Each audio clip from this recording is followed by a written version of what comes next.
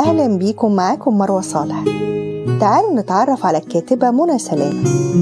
منى من مواليد محافظة الدقهلية، اتخرجت من كلية طب بيطري عام 2008، وهي عضو اتحاد كتاب مصر.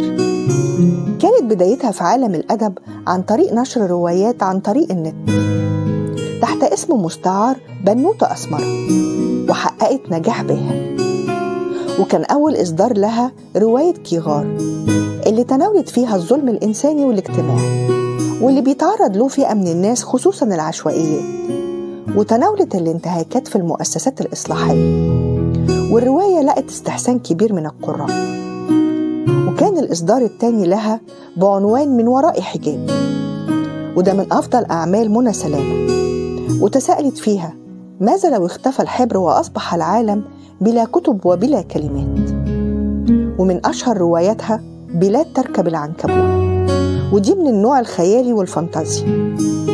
وكان آخر إصدار ليها رواية القصر الأسود، وبتدور أحداث الرواية في أوائل فترة الخمسينات، وبتحكي قصة فلاحة فقيرة بتعيش في قرية صغيرة وبتسافر إلى القاهرة.